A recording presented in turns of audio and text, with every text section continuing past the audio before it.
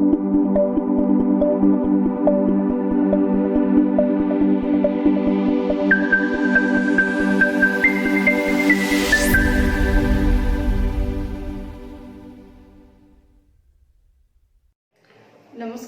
सृजल academy में फिर आपका एक बार स्वागत है।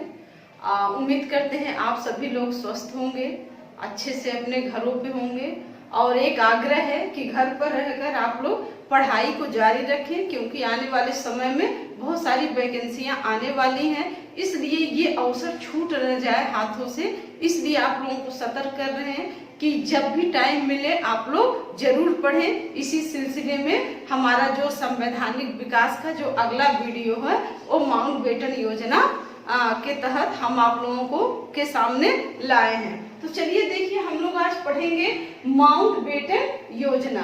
माउंटबेटन योजना देखिए, इसी प्लान को डिकी बर्ड प्लान भी कहा जाता है और इसी को बाल्कन प्लान भी कहा जाता है। आगे हम लोग पढ़ेंगे कि इस योजना को डिकी बर्ड प्लान या बाल्कन प्लान क्यों कहा जाता है। देखिए, डिकी बर्ड प्लान ये जो है ये क्वेश्चन पूछ चुका है कि किस योजना को डिकी बर्ड योजना के नाम से जाना जाता है। अब देखिए, माउंटबेटन जो योजना है हमारा, यानी पहले तो जो भी आपके अधिनियम हम लोग पढ़ रहे हैं, आप लोग जब भी जो लोग नए जुड़े हैं उनसे आग्रह है कि जो भी नहीं समझ में आएगा तो पीछे का वीडियो जाके प्लेलिस्ट में जरूर देख लें, ताकि क्योंकि सारे जो अधिनियम है वो एक दूसरे से जुड़े हुए होते हैं, कुछ न कुछ लिंक आपको उससे जुड़ा हुआ दिखाई देगा। इसलिए आप लोग पीछे की वीडियो को जरूर देखें ताकि आगे का वीडियो या ये वीडियो आप लोगों को अच्छे से समझ में आए। तो देखिए, माउंटबेटन योजना यानी हम लोग इसके पहले जो पढ़े थे 1935 का भारत शासन अधिनियम पढ़े थे, उसके बाद से बहुत सारे अधिनियम आए, जैसे अगस्त प्रस्ताव आया 1940 में, अगस्त प्रस्ताव, भारत छोड़ो आंदोलन आया, क्रिप्स मिशन आया, बेबल योजना आया। जब हम लोग मॉडर्न हिस्ट्री पढ़ेंगे तो उसके अंतर्गत ये सारे प्लान को हम लोग पढ़ेंगे, लेकिन चूंकि हम लोग यहाँ संविधान का पोर्शन पढ़ रहे हैं, इसलिए संवैधानिक दृष्टिकोण से जो इम्पोर्टेंट है, जो महत्वपूर्ण है, बस उन्हीं पे हम लोग फोकस दे रहे हैं। तो देखिए, माउंटबेटन योजना यानी कैबिनेट मिशन योजना 1946 को भारत आता है, तो कैबिनेट मिशन योजना मस्ट है। तो इसको जब हम लोग संविधान सभा पढ़ेंगे उस दौरान हम लोग पढ़ लेंगे। तो कैबिनेट मिशन योजना 1946 के तहत पंडित जवाहरलाल नेहरू को अंतरिम सरकार में आमंत्रित किए जाने के विरोध में मुस्लिम लीग ने 16 अगस्त 1946 को प्रत्यक्ष कार्यवाही दिवस के रूप में मनाया। अब देखिए, इसमें दो तीन चीजें हैं आप लोगों को। देखिए, 2 सितंबर 1946 को जो हमारा कैबिनेट मिशन आया था 1946 में, यानी भारत में, इसके आने का उद्देश्य क्या था? इसके आने का उद्देश्य था भारत में एक अंतरिम सरकार का गठन करना और एक संविधान सभा का गठन करना था। तो कैबिनेट मिशन, जिसके तहत ये भी क्वेश्चन आता है हमारे संविधान सभा का गठन या संविधान सभा किस मिशन के अनुसार बनाया गया था? तो कैबिनेट मिशन के अनुसार बना था। ये बहुत मोस्ट इम्पॉर्टेंट है कैबिनेट मिशन। तो हम लोग संविधान सभा में पूरे डिटेल से इसको पढ़ेंगे। तो कैबिनेट मिशन योजना 1946 के तहत, यानी वहां पे जब एक अंतरिम सरकार का गठन किया गया था 2 सितंबर 1946 को 15 सदस्यीय एक अंतरिम सरकार का गठन किया गया था, जिसमें यानी बेबेल उस समय था 1946 में भारत का वायसराय कौन था? तो बेबेल था। बेबेल उस अंतरिम सरकार का क्या था? अध्यक्ष था और उपाध्यक्ष पंडित जवाहरलाल नेहरू को बना दिया गया था। तो उससे जो जिन्ना थे, यानी जिन्ना और पंडित जवाहरलाल नेहरू में एक भी नहीं बनती थी। दोनों में ये था कि मैं इसका अध्यक्ष बनूं या भारत का प्रधानमंत्री मैं बनूं। जिन्ना के अंदर भी चाहत थी कि मैं प्रधानमंत्री बनूं।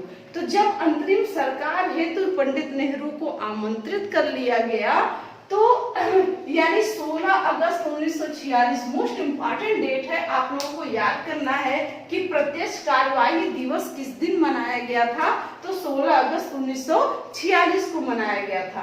तो 16 अगस्त 1946 को मुस्लिम लीग ने प्रत्यक्ष कार्यवाही दिवस मनाया। क्या मनाया था? प्रत्यक्ष कार्यवाही दिवस मनाया। कब मनाया था? 16 अगस्त 1946 को। तो इस दिन बहुत अधिक पूरे देश में, जिसका परिणाम क्या हुआ, पूरे देश में बहुत अधिक दंगा हुआ। तो ये जो दंगा था इसने स्पष्ट भी कर दिया था, जो मुस्लिम लीग था, संविधान सभा की जो बैठक हुई थी, प्रथम बैठक 9 दिसंबर 1946 को, जिसमें मुस्लिम लीग अनुपस्थित रहा, यानी संविधान सभा की बैठक में भाग नहीं लिया, जिससे पूरी तरह से ये स्पष्ट हो गया था कि भारत में अब यानी एकीकरण नहीं होगा, भारत का विभाजन यानी हो के रहेगा। तो ये यानी अंग्रेजों को भी कहीं न कहीं अब ये लगने लगा था कि भारत में एकता को बनाए रखना बिल्कुल नामुमकिन हो गया है।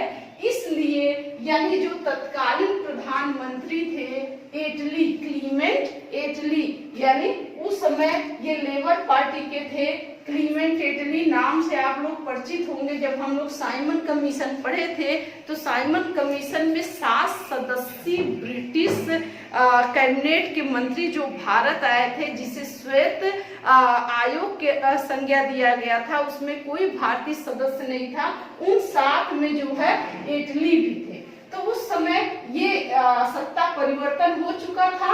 मैकडोनाल्ड की जगह पे इटली प्रधानमंत्री बने थे, कहाँ के?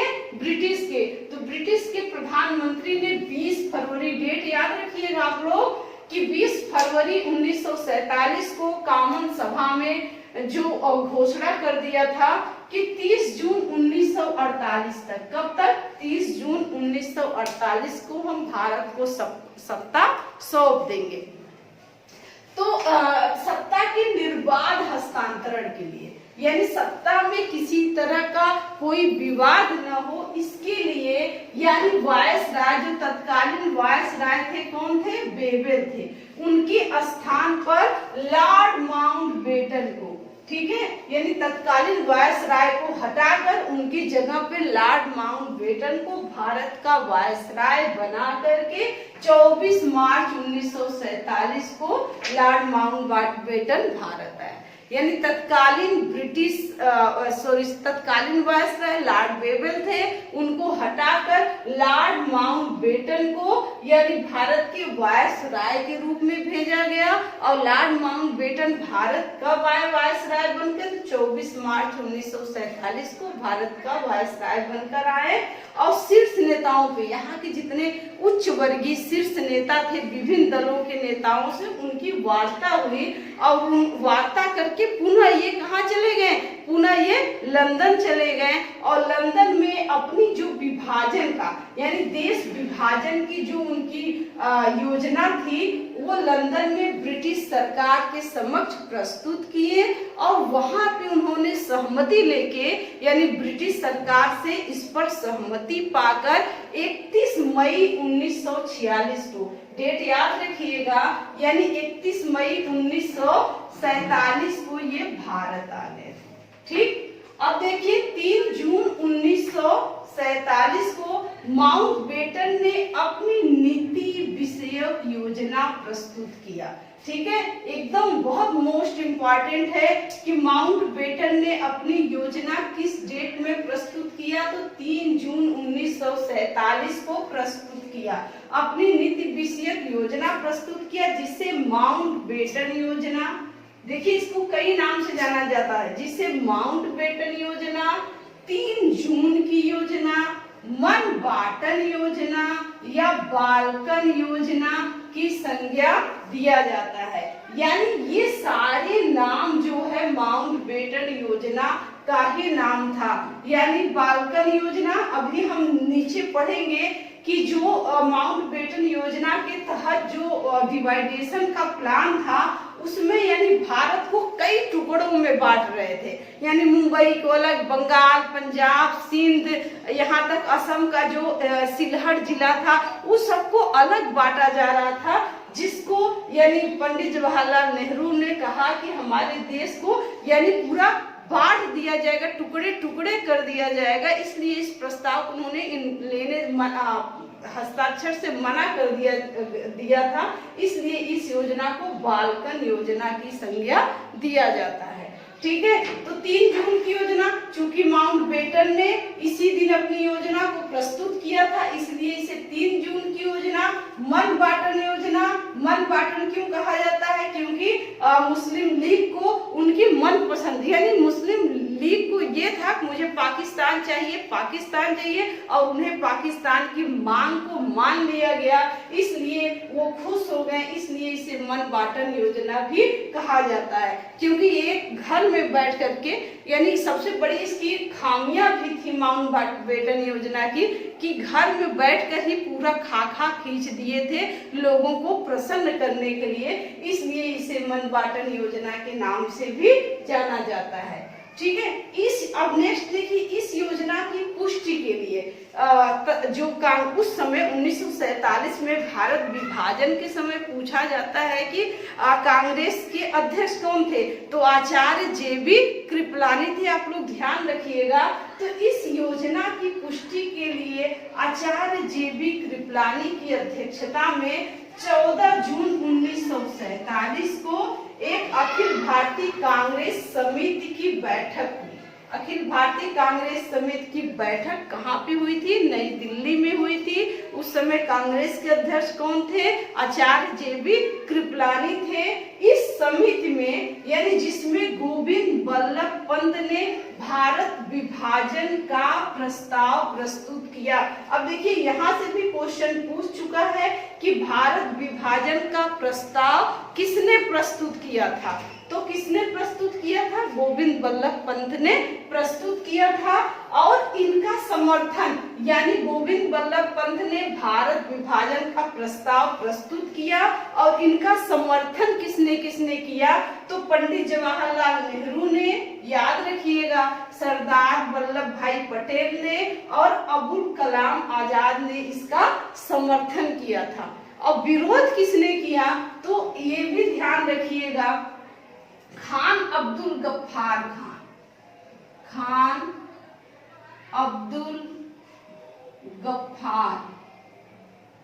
गफ्फार खान, ये जिन्हें सीमांत गांधी के नाम से भी जाना जाता, बहुत इंपॉर्टेंट है सीमांत गांधी। अब देखिए, ऐसे ही छोटे एग्जाम में क्वेश्चन आ जाता है कि सीमांत गांधी किसे कहा जाता है, या किसका नाम, किसको सीमांत गांधी के उपनाम से जाना जाता है? तो खान अब्दुल गफ्फार खान को। तो इसमें क्वेश्चन देखिए, 3-4 क्वेश्चन हमारा डायरेक्ट तैयार हो रहा है। 1947 में भारत विभाजन के समय कांग्रेस के अध्यक्ष कौन थे? आचार्य JB कृपलानी थे। यानी ये जो अध्यक्षता कब किया गया था, बैठक कब की गई थी अखिल भारतीय की? तो 14 जून 1947 को किया गया था। इस बैठक में गोविंद बल्लभ पंत ने भारत विभाजन का प्रस्ताव प्रस्तुत किया। तो भारत विभाजन का प्रस्ताव किसने प्रस्तुत किया? गोविंद बल्लभ पंत ने किया। इस प्रस्ताव का समर्थन किसने किसने किया था? तो इस प्रस्ताव का समर्थन पंडित जवाहरलाल नेहरू, सरदार वल्लभ भाई पटेल और अबुल कलाम आजाद ने किया था। और इसका विरोध किसने किया? तो इसका घोर विरोध खान अब्दुल गफ्फार खान या सीमांत गांधी ने इनका विरोध किया था। अब देखिए, प्रावधान क्या था? देखिए, भारत विभाजन जो था, माउंटबेटन योजना का भारत विभाजन, ये अब 2 ऐसे व्यक्ति थे, अबुल कलाम आजाद और महात्मा गांधी। ये दोनों व्यक्ति नहीं चाहते थे कि भारत का विभाजन 2 टुकड़ों में किया जाए, लेकिन चूंकि इतना अधिक हिंसा उस समय हो रहा था और कोई रास्ता इनके पास नहीं था, इसलिए दोनों लोग ने भारत विभाजन की मांग को स्वीकार कर लिया। अब देखिए, इसका प्रावधान क्या था? यानी ब्रिटिश भारत को, पहला प्रावधान माउंटबेटन में क्या दिया था? ब्रिटिश भारत को 2 संप्रभु राष्ट्र, यानी भारत और पाकिस्तान में विभक्त किया जाएगा। दूसरा प्लान इनका क्या था?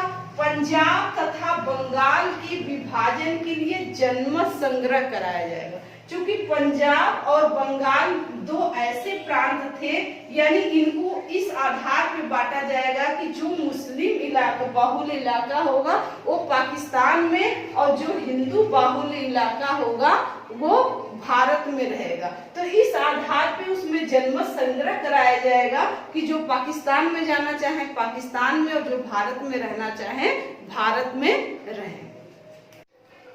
देखें आगे हमारा है, यानी देशी रियासतों को यह छूट होगी कि वे या तो पाकिस्तान या भारत में सम्मिलित हो या खुद को स्वतंत्र घोषित कर दें। ठीक, यानी अभी हम लोग देखा भारत और ब्रिटिश भारत जो था उसके दो भाग होंगे, दो संप्रभु देश में बांटा जाएगा, भारत और पाकिस्तान में। दूसरा था बंगाल और पंजाब में क्या किया जाएगा, यानी जनमत संग्रह कराया जाएगा, क्योंकि उसमें जो हिंदू बाहुल्य क्षेत्र है और मुस्लिम क्षेत्र है वो जिस भाग में रहना चाहे वहां पे जाएंगे। तीसरा इनका प्रावधान था देशी रियासत जो थी, यानी भारत में वो पूरी तरह से स्वतंत्र होंगी, वो भारत में सम्मिलित हो या पाकिस्तान में सम्मिलित हो या खुद को स्वतंत्र घोषित कर दे। चौथा इनका था सिंध इस संबंध में अपना निर्णय स्वयं ले, यानी सिंध को पूरी तरह से छूट दे दिया गया कि वो अपना डिसीजन स्वयं ले, उन्हें पाकिस्तान में रहना है, भारत में रहना है या खुद को स्वतंत्र राष्ट्र घोषित करना है। तो उत्तर पश्चिमी सीमांत प्रांत जो हमारा था या असम के सिलहट जिले में, यानी जनमत संग्रह द्वारा यह पता लगाया जाएगा कि वे भारत के किस भाग में रहना चाहते हैं, यानी पाकिस्तान में या भारत में रहना चाहते हैं, यानी वहां पे बकायदे जनमत संग्रह कराया जाएगा। यानी जो माउंटबेटन योजना था इसका जो मेन निचोड़ था वो ये था कि इस योजना का जो मुख्य प्रावधान यही था कि तमाम जो भारत के प्रांत थे, यानी उनको ये भारतीय संघ या भारत और पाकिस्तान दो राज्यों के बजाय उन्हें स्वतंत्र बनाना चाहते थे। यानी पाकिस्तान, बंगाल, पंजाब, मुंबई ये सब उनको स्वतंत्र बनाना चाहते थे, वो स्वतंत्र हो जाए। जिससे नाराज होकर यानी पंडित जवाहरलाल नेहरू को जब इस योजना के बारे में उनके सामने शिमला में माउंटबेटन ने जब ये प्रस्ताव रखा तो उन्होंने सीधा अस्वीकार कर दिया इस प्रस्ताव को। उन्होंने ये कहा कि ये योजना भारत के बाल्कनीकरण को आमंत्रित करेगी। क्या करेगी? भारत के बाल्कनीकरण को आमंत्रित करेगी, यानी भारत के टुकड़े हो जाएंगे और उन टुकड़ों में क्या हम वीजा लेके अपने ही देश में, मुंबई में अलग, बंगाल में अलग हमें वीजा लेके जाना पड़ेगा। तो उससे उन्होंने अस्वीकार करते हुए कहा कि ये योजना भारत को बाल्कनीकरण की तरफ आमंत्रित कर रही है, इसलिए इस योजना को बाल्कन योजना भी कहा जाता है। ठीक है, बाल्कन योजना किस लिए कहा जाता है? तो ये योजना जो भारत को कई टुकड़ों में विभाजित करने की प्लान बनाया था, इसलिए इसे बाल्कन प्लान भी कहा जाता है। इस योजना को जो बनाया गया था कमेटी में, उसमें सर हेस्टिंग्स इस्मा, सर जॉर्ज एबल और खुद माउंटबेटन थे, यानी तीन लोग थे। सर हेस्टिंग्स इस्मा, सर जॉर्ज एबल और खुद माउंटबेटन थे। इस योजना के खाके को हेस्टिंग इस्मा ने प्रस्तुत किया था, इसलिए इस प्लान को माउंटबेटन योजना को इस्मा प्लान भी कहा जाता है। तो आप लोग देखेंगे जब डिटेल में हिस्ट्री में जाएंगे, आप लोग पढ़ेंगे तो उसमें देखेंगे हैदराबाद को, यानी कहीं न कहीं नेहरू के बहुत सारे बातों को माना गया था, माउंटबेटन ने माना था। हैदराबाद को उन्होंने पूरी तरह से पाकिस्तान में जाने की छूट दे दिया था, लेकिन नेहरू जी के मना करने पे हैदराबाद को यानी वहां पे जाने से रोक दिया गया।